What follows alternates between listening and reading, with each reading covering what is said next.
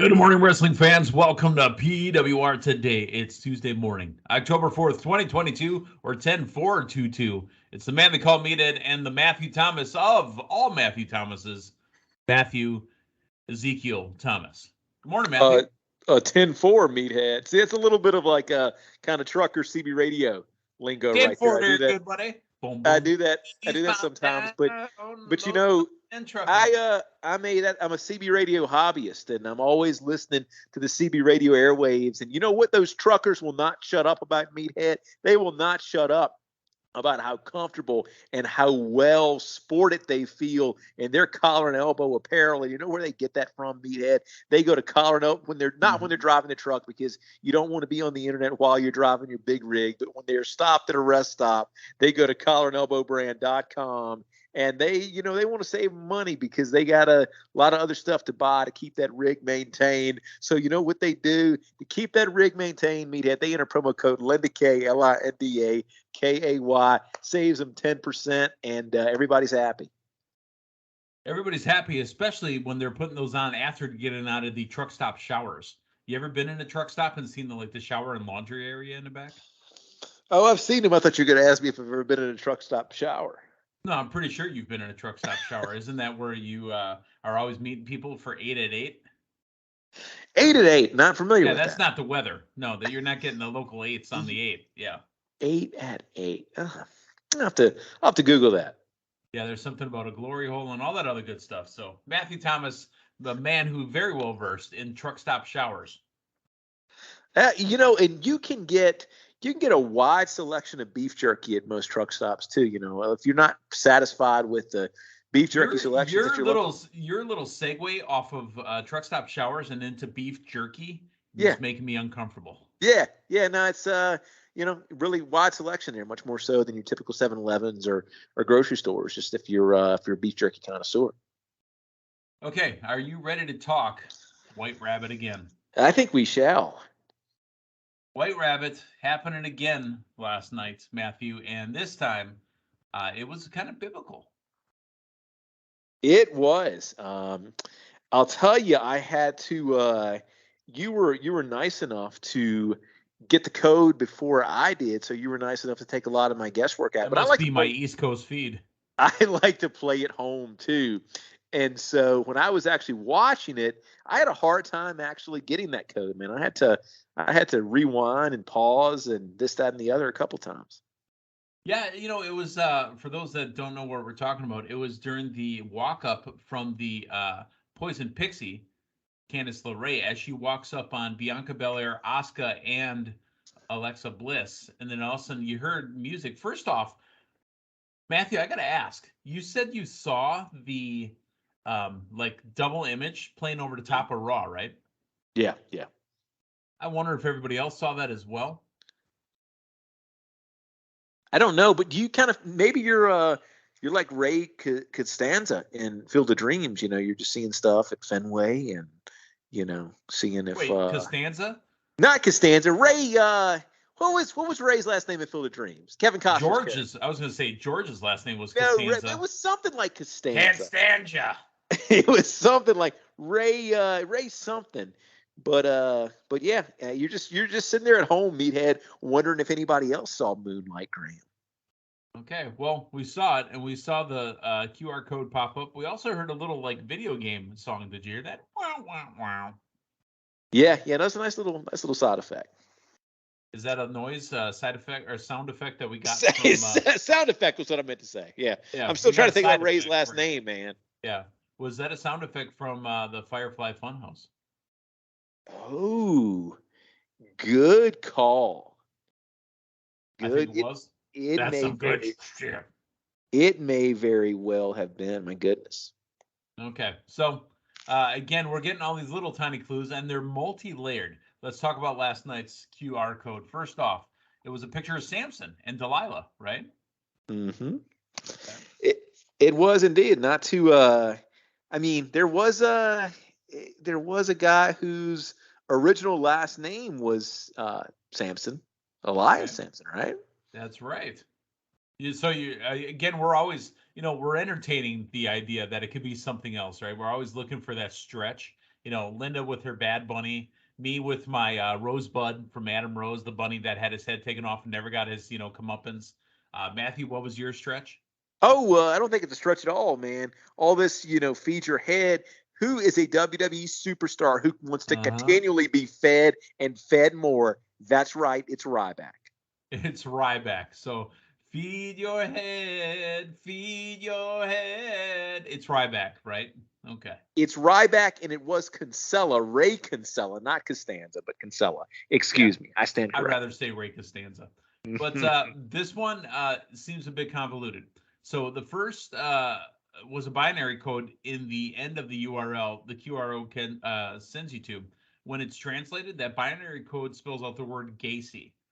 Could that mean that it's Joe Gacy, or the next clue is in a segment on NXT tonight with Joe Gacy? Yeah, I think we should look for the segment during Gacy's segment, because remember that number when it was played backwards, the phone number yielded Bel Air, and it's Bel Air, Philly, Extreme Rules. But this QR code did come up on Bianca's segment as well too. So I think this could actually be a little bit of a pattern. Okay. So the biblical figure is Samson. The URL is hidden behind the photo, which takes you to a different portrait of Samson. Now, this time using his strength to tear down the stone pillars around him. There's a number at the bottom of the photo. When you Google that number, it takes you to an image of Japanese milk brand White Rabbit. I've never thought about rabbit milk before. Well, it's a White Rabbit milk. So there's also coordinates in the URL of the second Samson photo, which marks the location of the Wells Fargo Center in Philadelphia, which is the location of Extreme Rules pay-per-view. So my question to you, Meathead, is White Rabbit the name of a milk brand, like milk from cows, or is this actually the milk of a rabbit? I suggest our listeners go ahead and buy some White Rabbit milk and try it for themselves, and then tell us, because I'm not drinking that. Good call. All right, so the location of Extreme Rules is the Wells Fargo Center. To top it all off, there's a code hidden in the Magic Eye painting that comes up, MTA for MJL. When decoded, it reads 10822, the date of Extreme Rules. Now, there's one more code hidden on the original webpage that the QR code sends you to when you initially appearing as random red lines. It's actually the Yata language from the Predator franchise. When you translate it, it reads, "Before me, things created were none, save things, eternal, and eternal I endure." That is a quote from Dante's Inferno describing the message written above the gates of hell. Now, the quote ends with the phrase, "Abandon all hope, ye who enter here." Whose door had that written on it? Oh, was that the Firefly Funhouse? Yeah, but who used to pop out from behind it? Was it Vince? It was Vince. That's some good. Hey, so. Meathead, let me ask you this. If we just went back in time about 2 months ago, and you and I sat down and listened to our first 10 or 15 minutes of this show tonight, would this not sound like the most convoluted, out of nowhere mess you've ever heard in your life? It would, but we don't do that. We're sequential. We listen to everything we're talking about, so it all makes sense. Of course. And my goodness, what a ride. What a ride WWE's taking us on right now. Well, it looks like it's all ending this Saturday night at Extreme Rules in Philadelphia. On the playground where I spent most of my days. Let's talk about Raw from last night, the Judgment Day, taking on AJ Styles and Rey Mysterio in a tag team match. First off, the opening with them on the microphone. You've got Finn, you've got Damian Priest, you've got Dom, and you've got Rhea on the mic. Thoughts? I think the stable is missing a little something since they lost Edge. It, does not have that initial feel to it. Doesn't have that dark feel anymore. Yeah, it's a heel stable. Yeah, they're terrorizing Dominic's father and all of his pals, but they just feel a little bit too light for what I think that stable should be. Yeah, maybe they get a little darker at Extreme Rules. I do love how Rhea's about to talk on a mic, and instead of talking on the microphone, she'll whisper into Dominic's ear. Yeah. No, the Rhea Dominic dynamic's really good. Yeah, and to be honest, I heard actually through my closed captioning what she whispered into his ear last night. Are you ready? Ooh, interesting.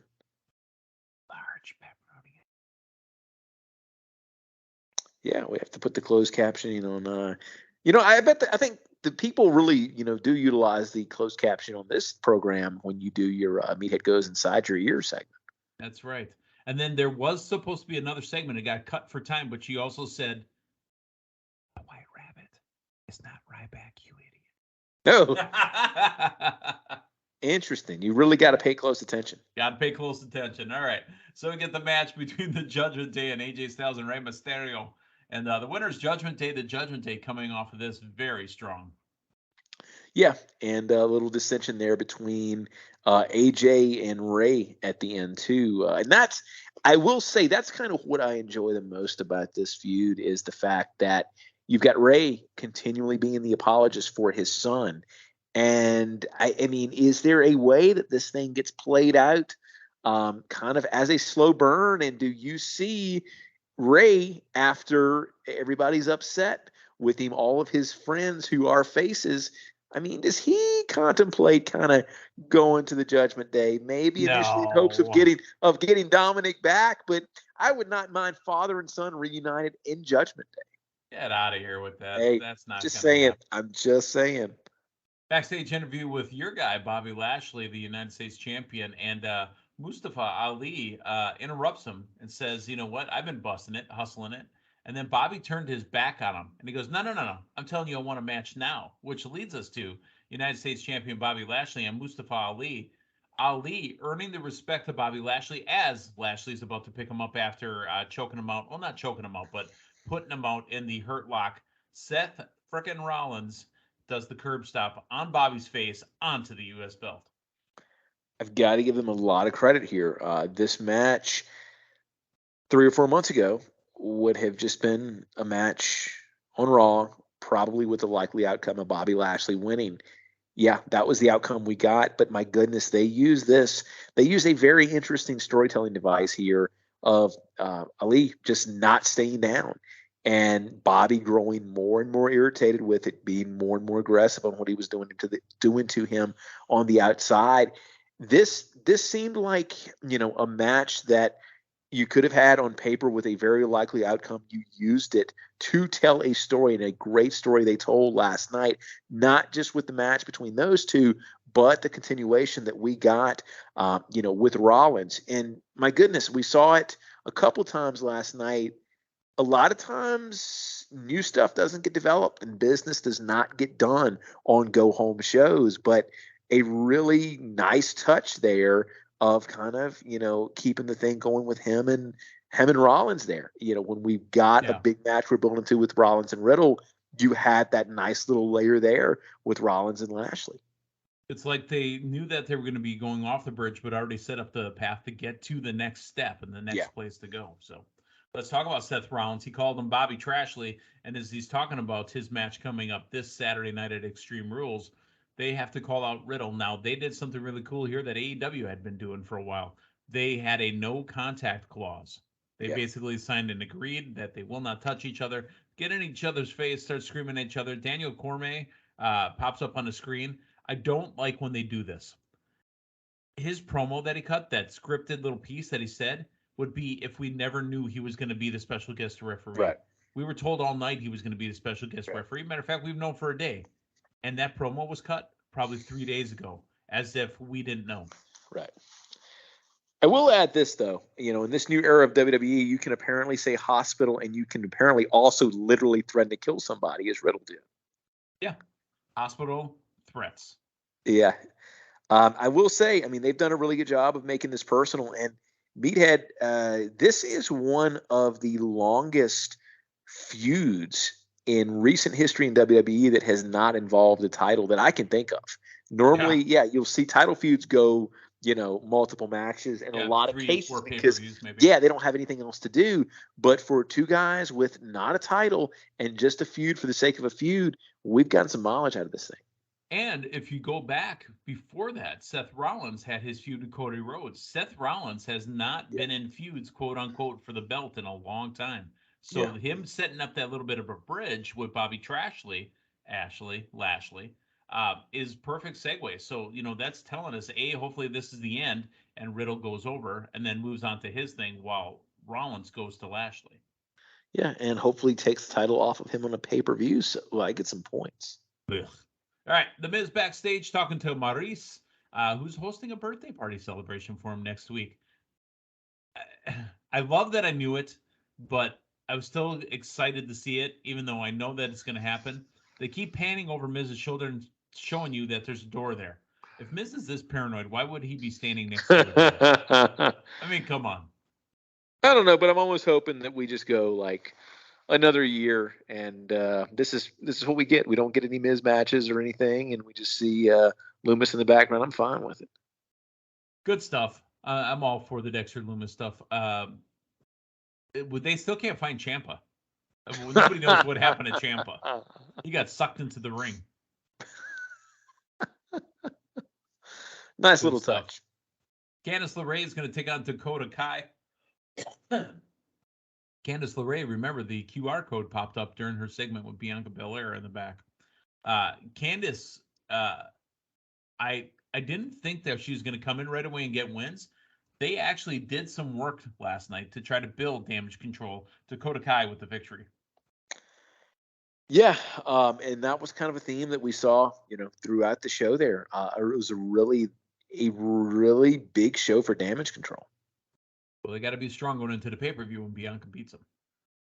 Johnny Gargano, Mr. Candice LeRae, runs into a sleeping Miz backstage as Dexter Loomis is just petting his head. And then he woke up Miz again, and Miz is holding a picture of Dexter and Miz. So apparently Dexter's going to be at the birthday party tomorrow. Oh, that's outstanding. Yeah, I mean, I don't know. I thought they were going to let it go as he's walking by. I'm like, did I just see Dexter and Loomis holding Miz? And Johnny goes, wait a minute, and goes back. And he was gone. It was just Miz laying there again. You know what I like about Dexter? I mean, for the most part, he's kind of harmless. For the most part. I think Austin Theory would disagree. Miz and Ciampa would disagree.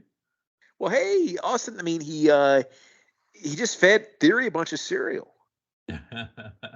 Yeah. Johnny Gargano took on Otis, and due to interference from Austin Theory, because Johnny went after Austin at the ringside during commentary, the winner by pinfall, Otis.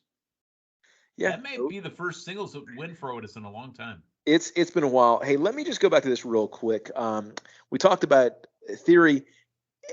Do you feel a little bit like the main roster is being deprived of that version of Theory? I know it's a different packaging. It's a different character. And this is probably one more likely to get a push for what they're doing right now. But my goodness, that Theory that we had with the Way that was just aloof, man. I really miss that. No, you know what? I'm okay with the more serious one, A-Town Down Theory. They've really cooled on him, honestly. And it's like, we keep talking about how Triple H in the Triple H era or the Hemsley era, we talk about everybody that's getting the bump up. We don't talk about the ones that are going down. Theory's down. Yeah. In this era. He's down, and what's concerning, he's down with that briefcase, and we're seeing him in roughly the same segments each week. I would not feel the same way if he just wasn't on TV, because your Money in the Bank briefcase holder or the briefcase or the beefcase. It doesn't hurt to have them off of TV sometimes, just so you kind of forget about them, or you don't forget about them, but you're like, oh, see, they're off of TV because they're going to cash in tonight or the next pay-per-view or this, that, or the other. So in a lot of ways, it's like, he's not featured very strongly, but he is exposed, and I feel like that's probably, not the greatest scenario right now. Yeah. All right. So Otis gets the victory on Johnny Gargano, and another thing that they did, kind of with the Bobby Lashley, Seth Rollins, is they, as there's a beatdown on our boy Johnny Gargano, here comes Braun Strowman, the monster among monsters, or of monsters, to start chasing down Chad Gable. Braun Strowman with the win over Chad Gable. Yeah, Gable, a little more offense in here than I thought he would have gotten. Did you see those videos of Chad and Braun from back in the day? I did. How about that? Yeah. Corey Graves introduces Bayley and Bianca Belair. Bianca Belair. See, the White Rabbit's got me doing that too. Bianca, I almost said Bianca Belair, Fresh Prince. And Bianca for their championship contract signing. And this is going to be the first ever women's ladder match for the title in WWE history. Wow. Is that right? That's what caught me off guard because, I mean, I feel like they did all the first evers already for the women. Well, stop and think about this, though. I mean, we've had Money in the Bank, but as far as a one-on-one, we've had Hell in a Cell already, too. Yeah, they just completely went right past it, but that's okay, man. I really, because so much of what we get in the ladder match front is Money in the Bank, is these multi-person ladder matches where two people go at a time and everybody else plays dead. Right. I welcome a one-on-one ladder match because I feel like, it's just a much better psychological match. Even though it will be 3-on-3 with two people being able to go up the ladder because it's damage control and whatever the name of the team is that Bianca, Alexa, and Asuka are. So can we just have that in a shark cage or something? Judge Judy on a pole. Yeah. So a match set up earlier when the Bloodline showed up, Sammy, the Usos, and Solo start talking about the Street Profits, and they pan down and look at Montez Ford's boot. Well, Angelo wants to break off a boot in the ass of Solo Sikoa. Here's the match. It's Solo Sikoa and Angelo Dawkins. So, spinning Solo on Dawkins secures the pinfall victory. Yeah, good to see Solo get another big win here. And, man, Sami Zayn just continues to jump off of your TV. 7 matches last night. Matthew, I had been saying that there was sometimes 4 or 5 matches. Here's Alexa Bliss and Io Sky. It's the main event. This did not feel like a main event. It is not a main event. I'm not quite sure where they were getting this from, but in our main event, we got Alexa Bliss and Io Sky. The winner by pinfall, Io Sky, the damage control, coming out strong and standing on top of the night. Asuka coming out with the kendo stick at some point. That makes me believe that they're going to be involved in that ladder match on Saturday as well. Yeah, and I think that talking about this in the main event slot, to me, this is the biggest clue yet that the White Rabbit is Bray, because you're featuring Alexa in a main event spot where it's very, very unexpected. I think that Bianca and Bayley is the main event of the pay-per-view. I don't, man. That's it right there. You just called it. I'm calling it too. Is Bianca it? And Bayley is the main event of the pay-per-view and the debut of the White Rabbit at the end. Yeah. Yeah. The men's championship isn't happening. I mean, we're not doing the U.S. belt. We're not doing the Intercontinental belt. Or are we doing Sheamus and Gunther?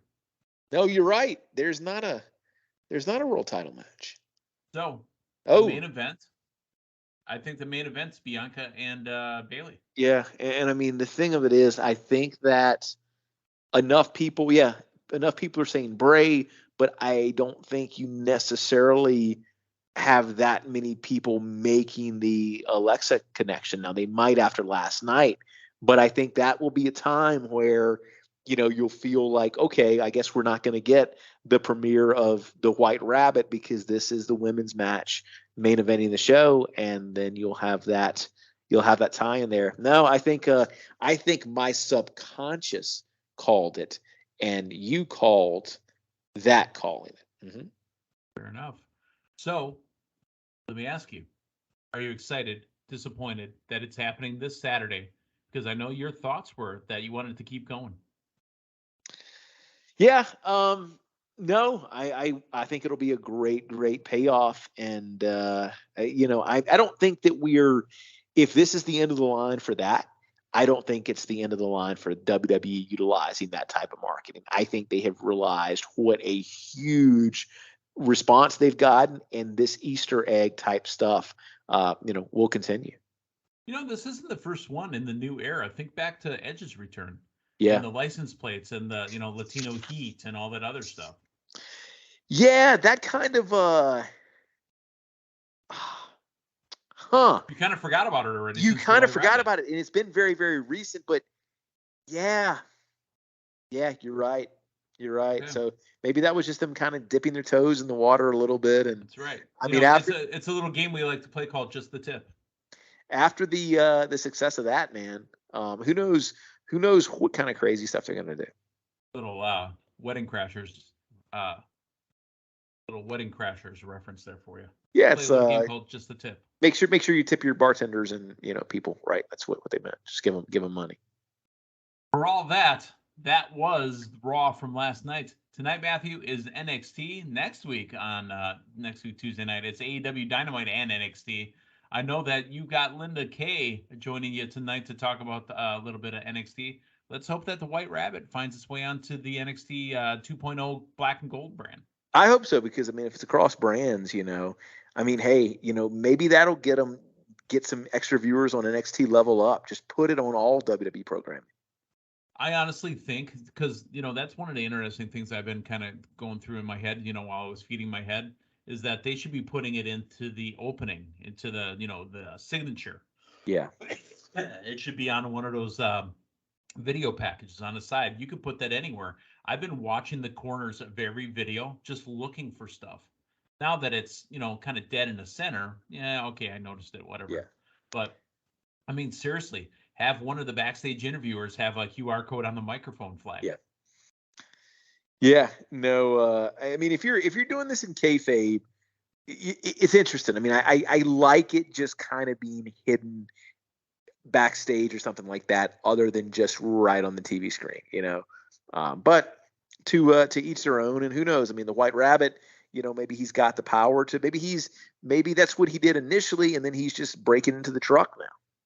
One pill makes you bigger, and one pill makes you small. All right. For Matthew Thomas, for Linda Kay, I'm the Manly Co. Meathead. Thanks for stopping by. We'll talk to you guys tomorrow morning. So long, everyone.